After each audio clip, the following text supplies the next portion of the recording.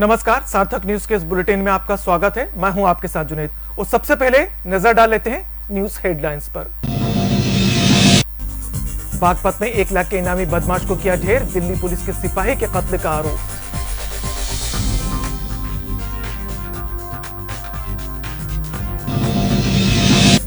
दवा माफियाओं पर नकेल, गृहमंत्री नरोत्तम मिश्रा ने की अपील, नकली दवा बिकने की शिकायत थाने में दर्ज कराएं।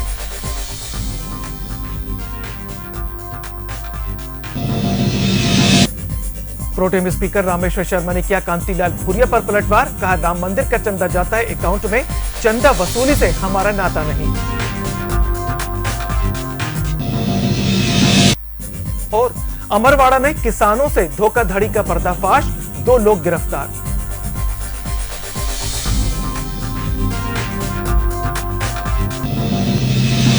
और अब सभी समाचारों को देख लेते हैं विस्तार के साथ। उत्तर प्रदेश के बागपत में पुलिस ने 1 लाख के इनामी बदमाश को ढेर कर दिया है।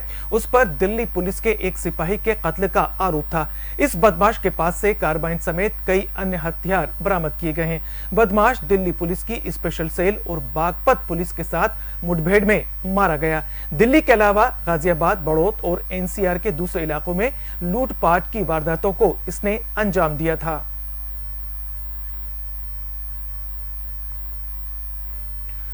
प्रदेश के गृह मंत्री नरोत्तम मिश्रा ने कहा है कि अमानक और नकली दवाओं के बिकने की शिकायत मिल रही है। ऐसे माफियाओं के खिलाफ सरकार सख्त कदम उठाएगी।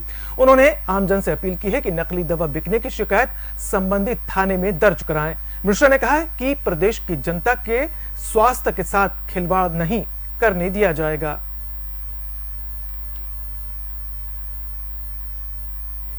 चिकित्सा शिक्षा मंत्री विश्वास सारंग का बयान सामने आया है। राम मंदिर निर्माण के लिए चल रहे धन संग्रह को लेकर सारंग ने कांग्रेस पर आरोप लगाया है। सारंग ने अवैध चंदा वसूली कर रहे युवकों को लेकर कहा कि यह कांग्रेस की ही साजिश है। कांग्रेस ही धन संग्रह को बदनाम करने की कोशिश कर रही है। उन्होंने यह भी कहा कि कांग्रेस के ही कार्यकर्ता चंदे की फर्जी रसीद छपवाकर अवैध वसूली कर रहे हैं।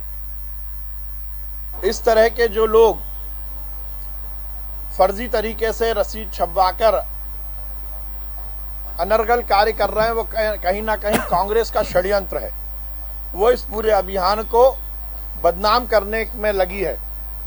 कांग्रेस के नेता आप देखें, हर दिन 2 दिन में कुछ ना कुछ बयान देकर राम मंदिर बनाने में रोड़ा अटकाना चाहते हैं। चाहे वो दिग्विजय सिंह जी हों, शशि थरूर जी हों, चिदम्बरम जी हों या कांतिलाल भूरिया जी जैसे नेता हों, वो लगातार राम मंदिर निर्माण के जन जागरण को रोकना चाहते हैं। प्रोटेम स्पीकर रामेश्वर शर्मा ने कांतिलाल भूरिया के बयान पर पलटवार करते हुए कहा है कि वे एक वरिष्ठ विधायक हैं। उनकी राजनीतिक वृद्धि रुक गई है। जो बाबर जैसे कातिलों के तलवे चाटते हैं, ऐसे लोग ही राम मंदिर के खिलाफ बयानबाजी कर रहे हैं।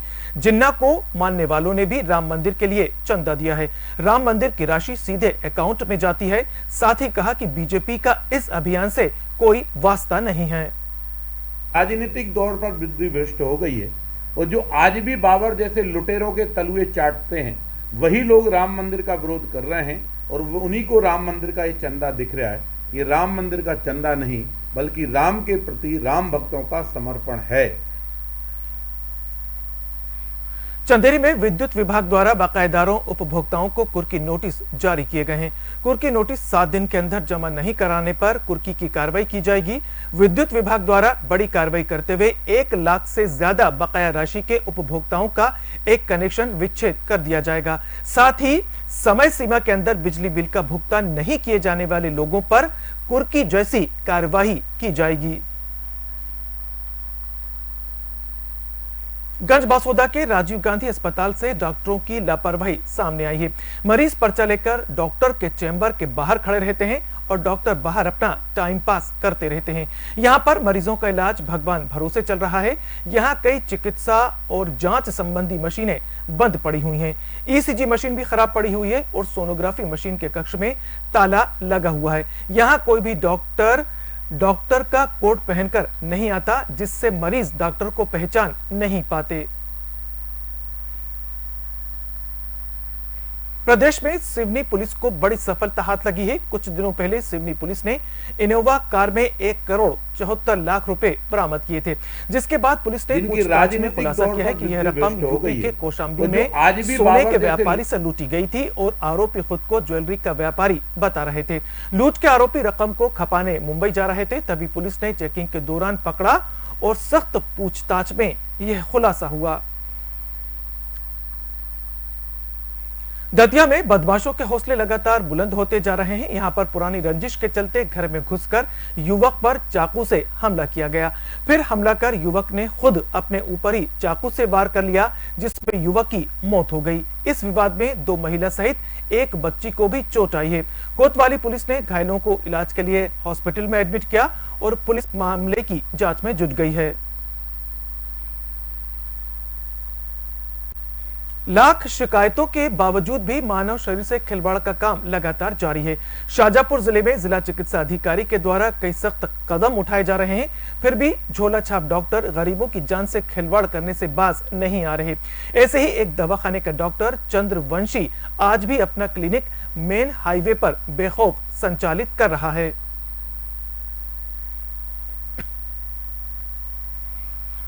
सिंगरौली के धवई गांव में एक महिला का शव मिला है। जांच में पता चला है कि पति दूसरी शादी करना चाहता था, लेकिन उसकी पत्नी ऐसा करने से उसे मना कर रही थी, तो पत्नी को रास्ते से हटाने के लिए पति ने गला दबाकर पत्नी की हत्या कर दी। जब मृतक के पति से पुलिस ने सख्ती से पूछताछ की तो पति ने अपना जुर्म कबूल कर लिया। उसमें आरोपी पति जो है दूसरी शादी करने की गरज से दूसरी महिला से बात करता था और ये उससे आपत्ति करती थी और मना करती थी, जिससे ये क्रुद्ध होके पहले तो घर में मारपीट किया और पत्नी जंगल तरफ चली गई, तो ये पीछे पीछे गया, उसके बातों में बहला के बात करता था और वहीं गला दबा के मार दिया। और जब वो अमरवाड़ा में गेहूं खरीदी में किसानों की राशि गबन करने के मामले में पुलिस ने बड़ी सफलता हासिल की है। दरअसल ध्रुव नारायण नागल ने अमरवाड़ा के आसपास के कई ग्रामीण क्षेत्रों से 4 बिचौलिए किसानों की मदद से 50 लाख से भी ज्यादा की गेहूं खरीदी की थी, जिसमें शुरुआती समय में किसानों को गेहूं खरीदी का भुगतान तो कर दिया गया, लेकिन उसके बाद कई किसानों के पैसे रोक लिए गए। बदले में आरोपियों ने किसानों को बंधन बैंक का चेक थमा दिया। इस दौरान इन लोगों ने तरह तरह के बहाने बनाए, तब किसानों को सतीश सूर्यवंशी और ध्रुव नारायण पर धोखाधड़ी जैसी बातें समझ में आ गईं। इसके बाद एफआईआर दर्ज कराई गई। पूछताछ में आरोपियों ने 55,43,920 रुपए की धोखाधड़ी करने की बात कबूल की है। पुलिस ने दोनों आरोपियों को गिरफ्तार कर जेल भेज दिया है। 2020 में 2 व्यक्ति हैं, एक ध्रुव नारायण नागले और सतीश सूर्यवंशी, ये इनसे मिले थे और इनको लोभ दिखा करके इनकी गेहूं और मक्के की फसल ये इनने खरीदा था और इस पे जो है काफ़ी पैसा इनका बकाया हुआ है और तब से ये लोग परेशान हो रहे थे। इनको लोभ वगैरह भी दिया था कि 4 एकड़ ज़मीन में जो है वो कुछ प्लांट वगैरह कर रहे हैं, जिसपे जो है लोगों को रोज़गार मिलेगा। लोग इनके भरोसे में आ गए। शुरुआत में इनने पैसा दिया, बाद में जो है अभी पैसा इनका डूब गया। कुछ चेक वगैरह भी दिए थे जो बाउंस हुए। वो जांच पर से मामला इन लोगों के खिलाफ कायम हुआ है और अभी वो प्रकरण इन्वेस्टिगेशन में है। तराना में एक तेज रफ्तार बाइक सवार ने साइकिल सवार को जोरदार टक्कर मार दी। दुर्घटना में 2 लोग गंभीर रूप से घायल हो गए। हादसा तो तब हो गई जब तराना पुलिस सूचना मिलने के बाद भी घटना स्थल पर नहीं पहुंची। जब घायल की पत्नी पुलिस में एफआईआर कराने थाने पहुंची तो कहा गया कि पहले अपने पति का इलाज करवा लो, इसके बाद एफआईआर लिख ली जाएगी। भाई किसका एक्सीडेंट हुआ? हस्बैंड का। आपका तो कहाँ गए थे आप एफआईआर लिखाने? थाने पे गए थे। क्या बोले थाने वाले आपको? थाने वाले नहीं बोले कि 2 को इलाज चलेगी तो अभी नहीं लिखाई। दोनों का इलाज चल रहा है तो अभी नहीं लिखाई। एफआईआर नहीं लिखाई? हाँ, गाड़ी का नंबर नहीं लिखा। सिर्फ और गाड़ी का नंबर लिख लो। तो आप लोगों को बोला गाड़ी का नंबर लिखना कौन? बोला। आप लोगों को बोला? थाने से कोई भी आपके साथ में नहीं आया?